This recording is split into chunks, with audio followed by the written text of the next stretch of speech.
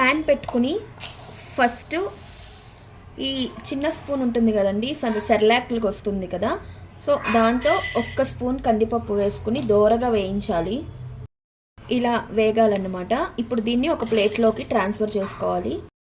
Same స్పూన్తో పెసరపప్పు తీసుకుని దోరగా వేయించాలి.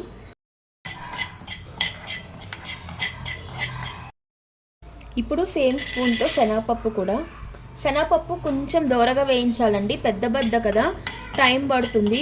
ఇవన్నీ ఏంటంటే కొంచెం మీడియం ఫ్లేమ్లో పెట్టుకొని వేయించుకుంటే మనకి వాసన రాకుండా ఉంటుందన్నమాట. ఈజీగా 2-3 నెలలు చారు పొడి ఏ పురుగు పట్టకుండా ఫ్రెష్గా ఉంటుంది.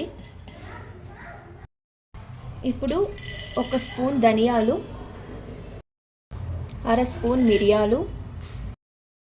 ఇది కొంచెం ఎండు కొబ్బరి అండి, ఎండు కొబ్బరి ఫ్లేవర్ కోసం మాత్రమే. కావాలని ఉంటే వేసుకోవచ్చు, లేదంటే స్కిప్ చేయొచ్చు. 3 ఎండుమిరపకాయలండి. ఈ ఎండుమిరపకాయలు కొంచెం కారం ఎక్కువైనా సరే మనం చారు చేసుకున్నప్పుడు పచ్చిమిరపకాయలు స్కిప్ చేయొచ్చు అనమాట. ఈ ఘాటు సరిపోతుంది.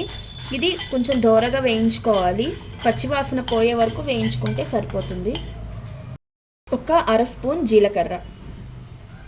ఇవి ఇలా వేగిపోయాయి కదండి. వేగిపోయిన తర్వాత ఇవి కూడా ప్లేట్లోకి ట్రాన్స్ఫర్ చేసుకోవాలి. ఇది వెల్లుల్లిపాయలండి. అంటే ఇప్పుడు మనం ఆ స్పూన్తో క్వాంటిటీ తీసుకున్నాం కాబట్టి కరెక్ట్గా 6 రెమ్మలు అనమాట. ఇదే చారు పొడిలో మెయిన్ ఇంగ్రీడియంట్ అండి. పిల్లలకి దగ్గు జలుబులు అవి తగ్గాలంటే ఇవి వెల్లుల్లిపాయలు వేసుకుని మనం చారు పొడి కాచుకొని పిల్లలకి అన్నంలో కలిపి పెడితే ఆ జలుబులు దగ్గులు ఏమైనా ఉంటే పోతాయన్నమాట. సో ఇవి కొంచెం ఎర్రగా వేగాలి, దోరగా ఎర్రగా వేగాలి. పొడిగానే వేయించాలండి, వేగుతాయి, కొంచెం టైం పడుతుంది. సో చూసారండి, ఈ మాత్రం వేగాలన్నమాట. వేగితే మనకి పచ్చివాసన లేకుండా ఉంటాయి. ఇప్పుడు ఇవన్నీ చల్లారాక మిక్సీలో గ్రైండ్ చేసుకుందాము. సో ఇలా మిక్సీ జార్లోకి తీసుకుని ఫైన్గా గ్రైండ్ చేసుకోవాలి.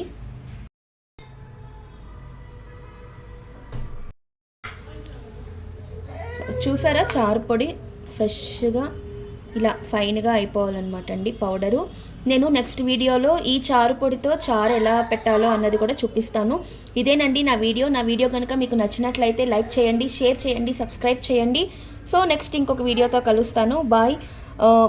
ఎరోమా అయితే సూపర్గా ఉందండి. మీరు కూడా మీ ఇంట్లో ట్రై చేసి ఎలా ఉంది అన్నది నాకు చెప్పండి.